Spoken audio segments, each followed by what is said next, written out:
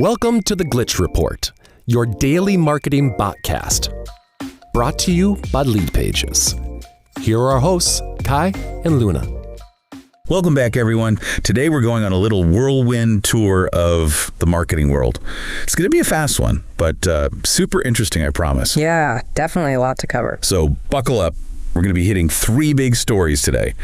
First up, Google's been dropping some pretty major hints about what they've got planned for 2025. And then we're going to unpack this really weird thing.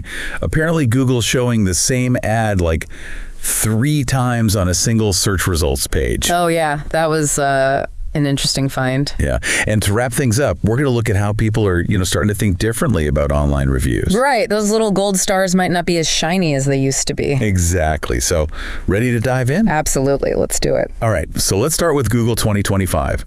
Their announcements, what really jumped out at you? Well, it's pretty clear Google is really going all in on AI at this point. And what's interesting is they're not just talking about, using AI to make ads more relevant. It's like they want to completely reshape the entire shopping experience. Yeah. I mean, it's not just about seeing an ad for running shoes after you search for running shoes, right? Right? It's like Google wants to know that you're training for a marathon and need shoes with extra support, even if you didn't, actually search for that specifically. Yeah, exactly. They're calling it intent-based product discovery. Okay. And it's a huge a really, really big shift from just focusing on keywords to actually understanding what we mean, the intent behind our searches.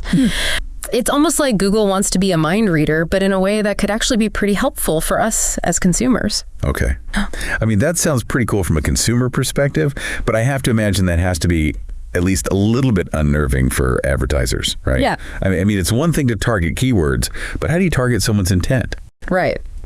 And that is that's the $1 million question right now. Yeah. And it's really forcing advertisers to really rethink how they do things, adapt. Google's really pushing for more of this AI generated creative. So basically you feed your brand assets to an algorithm and it spits out all these different variations of ads tailored to different audiences. Oh, wow. They're also really emphasizing how important it is to optimize product feeds for those AI-powered shopping experiences. It's a totally new way of thinking about reaching your customers. It's like the marketing playbook is being rewritten in real time. Yeah, pretty much. I mean, it makes you wonder, though, how comfortable people are actually going to be with, this whole level of personalization. I mean, are we going to reach a point where it starts to feel too intrusive? Is there a line?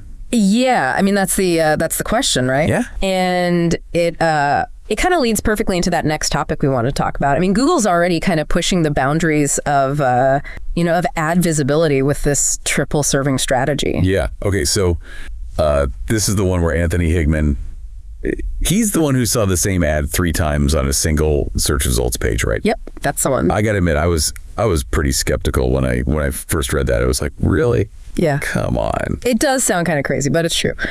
He saw the same ad at the top of the page in the local pack, that section that shows businesses that are nearby. And then again at the bottom of the page. Wow. And the funny thing is it actually doesn't violate Google's own rules about ad placement. What? Yeah, they specifically say that an ad can only appear once within a given ad location, but it can be repeated in different locations. So it's like they found a loophole to show us the same ad 3 times without technically breaking their own rules. Exactly. Clever, huh?